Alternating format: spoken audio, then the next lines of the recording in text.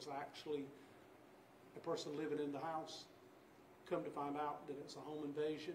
This subject then leaves, goes down US 64 alternate on foot near Spring Hope, and is encountered by Deputy or Sergeant Salazar on Big Jim Road. At that time, he confronted the suspect.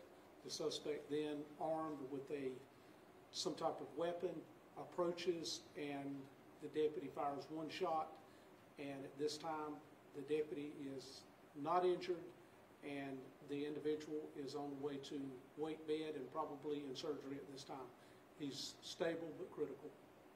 Who is the person your deputy is holding in this photo here? This is Juan Salazar, and we're doing a workup at this time to figure out where he's from and what other charges he might have, because, you know, it's not reasonable for somebody just to home invade a house.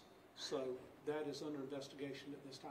So this man here is the one that's the focal point of the home invasion? That is correct, and he is the individual that was shot one time. What about the people that were living in that home? They were in the house, and here's somebody come inside of the house, confronts them. The guy then goes into another room. The homeowner leaves and goes into a safe area in the house, calls law enforcement, and law enforcement responds. Okay, and so what charges is he facing at this time? At this time, he's probably, we've not got to the end of it, but obviously he's going to be charged with entering that house, and he's going to be charged with the outward push towards law enforcement on the assault.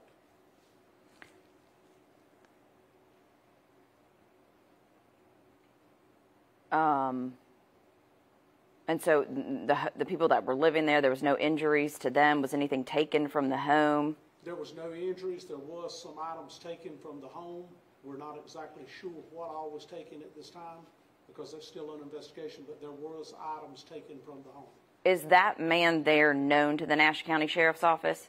He was not known to me or any of my command staff or the deputies that I spoke to. However, he has had a criminal record and he has been involved in some different types of crimes in the past. What about the status of your deputy? My deputy is fine at this time. Obviously, he's on administrative leave after a shooting. That's just protocol. The State Bureau of Investigations is coming in to conduct an investigation on the shooting. Anytime you have a law enforcement shooting, another agency will come in to make sure that all the protocols were met. And what's the name of the deputy? The deputy is Sergeant Miguel Salazar. And how long has he been with your office? He's been with the office about 7 years.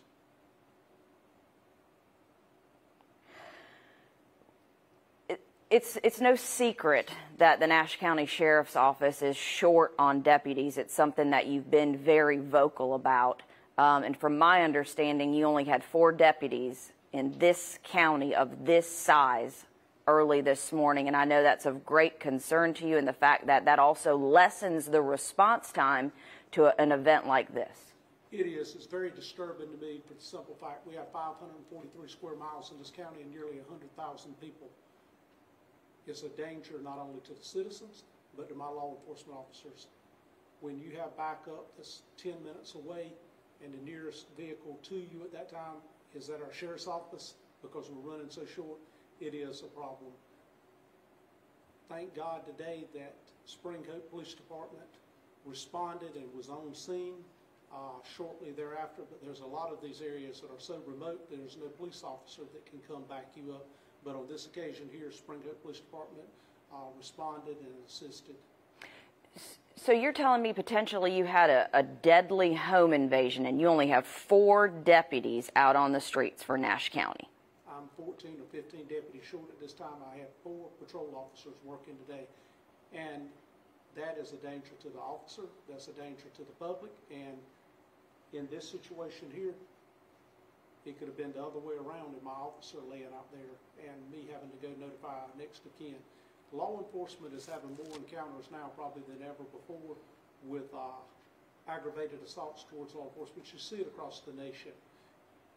We try to focus on training and doing better techniques and things of that nature, but obviously you need a full staff to be able to do that.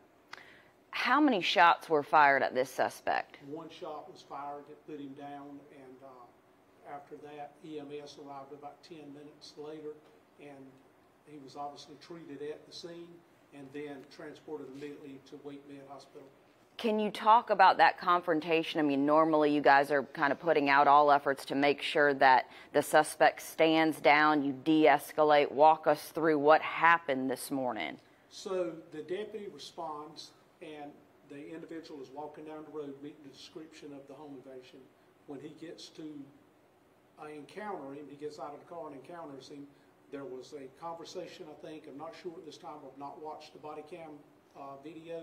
I'm just picking up this from the investigators, that at that time, the suspect here charged at the deputy, and the deputy fired one shot, center mass, and he's in Wake Med at this time, critical but stable. So the homeowner called 911, gave a description of this guy. Your deputy located him. Is that correct, Sheriff Stone? That is correct. Have you all seen an uptick in home invasions?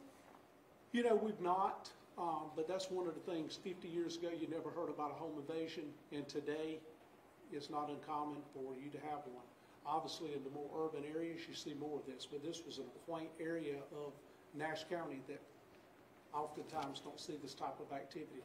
So you never know, and I urge the public, when you see something, make sure that you communicate to law enforcement.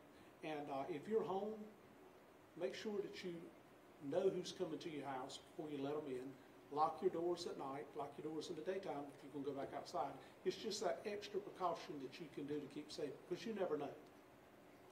You said that this guy here, this suspect, wasn't known to the Nash County Sheriff's Office. Did he live in the area? Did he have reason to know these folks in which he was trying to rob?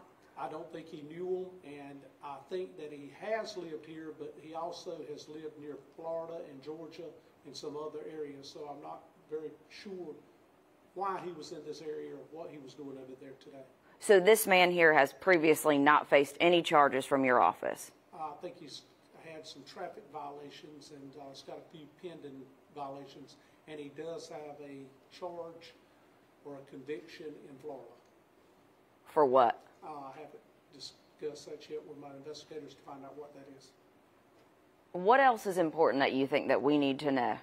You know, it's just important to know that look what law enforcement's going through today. Look at the threats out here. It's a serious job. It's a deadly job, and that's a lot on the law enforcement officer. You think about it today, my deputy will have to live with this the rest of his life and understand that, you know, the fabric of law enforcement, if law enforcement don't stop these threats, people breaking in your home, there's nobody else coming. And I just commend the actions of my deputy, his quick thinking, and his training prevailed today, and he's able to go home and be with his family. Any other questions? Thank you.